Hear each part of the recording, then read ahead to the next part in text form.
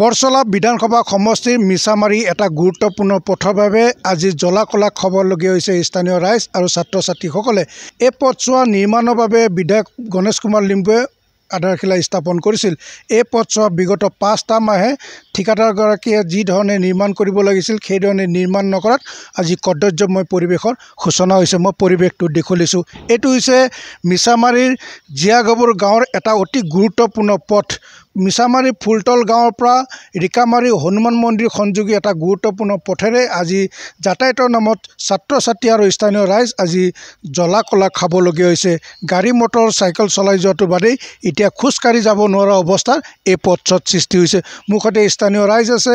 মই স্থানীয় ৰাইজৰ পৰা প্ৰতিক্ৰিয়া জানিবলৈ বিচাৰিম তেওঁলোক আজি কিমান ক্ষোভিত আৰু এই পথছোৱাৰে অহা যোৱা কৰাৰ ক্ষেত্ৰত তেওঁলোকে কিমান যন্ত্ৰণা ভুগিবলগীয়া হৈছে সেই কথা মই তেওঁলোকৰ পৰা জানিব বিচাৰিম।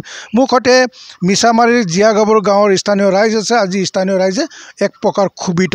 তেওঁলোকে ঠিকাদাৰগৰাকীৰ বিৰুদ্ধে প্ৰতিক্ৰিয়া প্ৰকাশ কৰিব কেনেদৰে মই জানিব বিচাৰিম। কি ক'ব দাদা পথটো? হয়, প্ৰথমতে আপোনালোকক ধন্যবাদ জনাইছোঁ আৰু আমি গোটেই ৰাইজ আমাৰ বিধায়ক বৰছলা কমিটিৰ গণেশ ছাৰক আমি ধন্যবাদ জনাইছোঁ। কাৰণ কমেও 24 বছৰমানৰ পাছত বা 30 বছৰৰ পাছত আমি এটা ৰাস্তা পাইছিলোঁ, যিটো ৰাস্তা আমাৰ ছাৰে দিছিলে, গণেশ লিম্বু ছাৰে। কিন্তু দুৰ্ভাগ্যজনকভাৱে যিজন ঠিকাদাৰে কামখন লৈছে যি গতিত কামখিনি কৰিবলগীয়া আছে সেইটো কৰা নাই। আৰু আমি প্ৰথমতে এইটো জানিব বিচাৰিছিলোঁ যে এটা ৰাস্তা নিৰ্মাণ কৰাৰ আগতে এটা কমিটি হ'ব লাগে। আমি এনে জানো কথাটো, কিন্তু কমিটি গঠন হৈছেনে নাই আমি সেই কথাটো আমি এতিয়ালৈকে স্পষ্টকৈ বুজিব পৰা নাই। আমি গমেই পোৱা নাই কমিটি আছেনে নাই। আৰু বেলেগ কথা হ'ল যে যি ৰাস্তা এতিয়া সিহঁতে নিৰ্মাণৰ দায়িত্ব লৈছে, কিন্তু যি গতিত কৰি আছে আমি 5 মাহ হৈ গ'ল, প্ৰায় 5 মাহ। তাৰ পাছত সিহঁতে মাটি পেলালে, মাটি পেলাৰ পাছত ৰাস্তা গোটেই ব্লক হৈ গ'ল। ব্লক হৈ যোৱাৰ পাছত আমাৰ গাড়ী মটৰ অহা যোৱাটো বহুত প্ৰব্লেম হৈ গ'ল। আৰু সিহঁতক কল কৰাৰ পাছত কমে আৰু 1-1.5 মাহৰ পাছত সিহঁতে ৰাস্তাটো অলপ প্লেন কৰিলে। তাৰ পাছত আৰু বোকা অৱস্থা হৈ গ'ল। তাৰ পাছত আৰু এনেকুৱা হৈ গ'ল যে আমি অহা যোৱা কৰিব নোৱাৰোঁ। গাঁৱৰ ষ্টুডেণ্টকেইটাৰ আমাৰ এইটো মেইন সংযোগী এটা ৰাস্তা হয়, কাৰণ আমাৰ high school, LP school, ME school এইটো ৰাস্তাৰে ল'ৰা ছোৱালী অহা যোৱা কৰে। আৰু আমি দেখা পালোঁ এই ৰাস্তা ইমান বোকা হৈ গ'ল যে বহুতো বাইকৰ এক্সিডেণ্ট হৈছে, ল'ৰা ছোৱালী চাইকেলেদি পৰিছে। তাৰ পাছতো আমি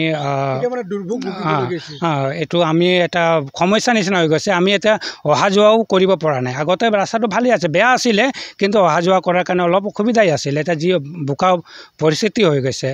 আৰু তাৰ পাছত আমি দেখা পাইছোঁ যে আমি ৰাস্তাৰ বামকেইটা মাটি যি পেলাইছে, আমি কিছুমানক সোধ পোছ কৰাত সিহঁতে কৈছে যে যি ধৰণে মাটি পেলাব লাগে, যি বামৰ কাৰণে দিব লাগে, সেই মাটি দিয়া নাই, সিহঁতে বালি মাটি দিছে। তো এইকেইটা আমাৰ অসুবিধা হৈ আছে। আমি বাৰম্বাৰ সিহঁতক কল কৰি আছোঁ, সিহঁতে আজি আহিম কালি আহিম কৰি আজি 5 মাহ হৈ গ'ল আৰু আজিলৈকে কামকেইটা সম্পন্ন কৰি সিহঁতে দিব পৰা নাই। কি ক'ব দাদা? সৰ্বপ্ৰথমে আপোনালোকক ধন্যবাদ দিছোঁ। একচুৱেলি আমাৰ ৰাস্তাটো যেতিয়া আহিলে, আমাৰ গণেশ লিম্বু ছাৰে উদ্ঘাটন কৰিবলৈ আহিলে, তেতিয়া তেওঁ ৰাইজক এটাই প্ৰতিশ্ৰুতি দিছিলে যে ৰাস্তাখন আপোনালোকৰ সুদীৰ্ঘ বছৰৰ পৰা আপোনালোকে পাইছে, আপোনালোকে নিজেই বস্তুটো চোৱা চিতা কৰিব। কিন্তু আমি জনামতেতো আমাৰ ইয়াততো কোনো কমিটি গঠন নহ'ল।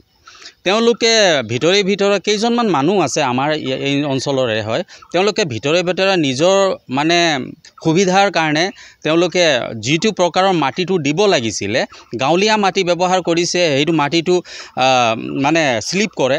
ল'ৰা ছোৱালী যেতিয়া চাইকেল চলাই স্কুললৈ যায় তেওঁলোকে এক্সিডেণ্ট হৈ ইয়াতে পৰি যায়। তেওঁলোকে বহুত ল'ৰা ছোৱালীৰ এক্সিডেণ্ট হৈ এনেকুৱা হাত ভৰি ভাঙিছে। তাৰপিছত এনেকুৱা বাইকো এক্সিডেণ্ট হৈছে। সেনেকুৱা যাতে পৰিস্থিতি হ'ব নালাগে, আমি আমাৰ বিধায়ক মহোদয়ক অনুৰোধ জনাইছোঁ, অতি সোনকালে আপুনি এই ৰাস্তাৰ বিষয়ে ব্যৱস্থাটো লওক আৰু ঠিকাদাৰক আপুনি কওক যে যিটো প্ৰকাৰে ৰাস্তাটো বনিব লাগে সেইটো হিচাপতে বনক। যদি দিব আছেতো ভালকৈ দিয়ক, আৰু যদি দিব নাই তেতিয়াহ'লে আপুনি আৰু আমি আপোনাক আৰু অনুৰোধ কৰিতো লাভ নাই। ধন্যবাদ। হয়, এইদৰে তেওঁলোকে খুব প্ৰকাশ কৰিছে যে এই পথছোৱা এতিয়া সম্প্ৰতি বোকাময় হৈ পৰিছে। এই পথছোৱাত স্থানীয় ৰাইজ আৰু ছাত্ৰ ছাত্ৰীসকলে যাতায়াতৰ নামত চৰম দুৰ্ভোগ ভুগিবলগীয়া হৈছে। এই পথছোৱাত সংঘটিত হৈছে কেইবাটাও পথ দুৰ্ঘটনা। সেয়া যি কি নহওক, এই পথছোৱা নিৰ্মাণৰ ক্ষেত্ৰত ঠিকাদাৰগৰাকীয়ে কি ব্যৱস্থা গ্ৰহণ কৰে আৰু বিভাগীয় কৰ্তৃপক্ষে কি পদক্ষেপ গ্ৰহণ কৰে সেয়া মিছামাৰী জীয়াগবুৰ গাঁৱৰ ৰাইজৰ বাবে হ'ব অতি লক্ষণীয়।